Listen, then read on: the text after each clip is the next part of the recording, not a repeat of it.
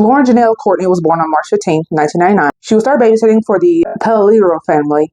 One of these children had apparently included Ryan James, who was born on June 27th. She would babysit them 5 times a week before it got reduced down to 3 times a week when school had apparently started. One of Ryan's sisters would tell their father that Courtney had apparently been abusing Ryan, and so instead of just firing her on the spot, he had just put cameras in the house, and we assume that he did that to basically get evidence that actual abuse was happening before any further action would be done. On the fateful day of March 11, 2021, Lauren was apparently watching Ryan, and he had apparently peed himself. Lauren had apparently responded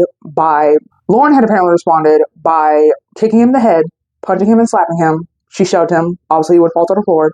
She then would drag him to the bathroom, take off his clothes, pretty much rinse him with water since he had urinated on himself, and then apparently had dragged him back to the living room.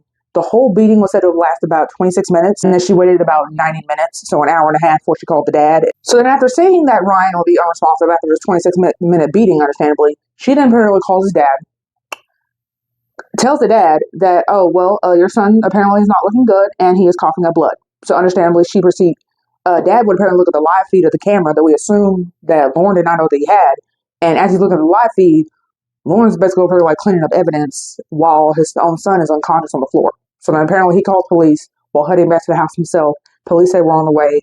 Ryan gets rushed to the hospital where he sadly dies the next day. And so hospital staff report seeing a skull fracture, brain bleeding, and a fractured spleen. And so his cause of death was basically ruled as blunt force trauma to the head, chest, and abdomen.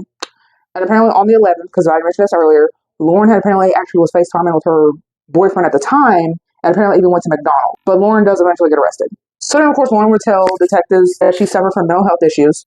She claims that the injuries that Ryan got were apparently self-inflicted. And even after being shown the video surveillance proves that you were abusing this child, that's how he's dead, he basically claims that he did those injuries himself in the shower. So when that didn't work, because obviously the police obviously have enough evidence to prove it was you, she then tries to say, it was actually Ryan's dad that's abusive as to why he's dead, because, try to get the blame off her. So then after all that, she eventually admits that, yes, it was me that pretty much beat this child to death, and I was pretty much pissed because he's 5 and he's over here like peeing on himself after multiple times. So I guess that wouldn't be the first time that she's had to clean up after he had pissed himself.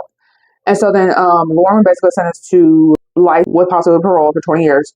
And apparently a GoFundMe has been raised for, I assume, the funeral expenses of Ryan, and $39,000 has since been raised.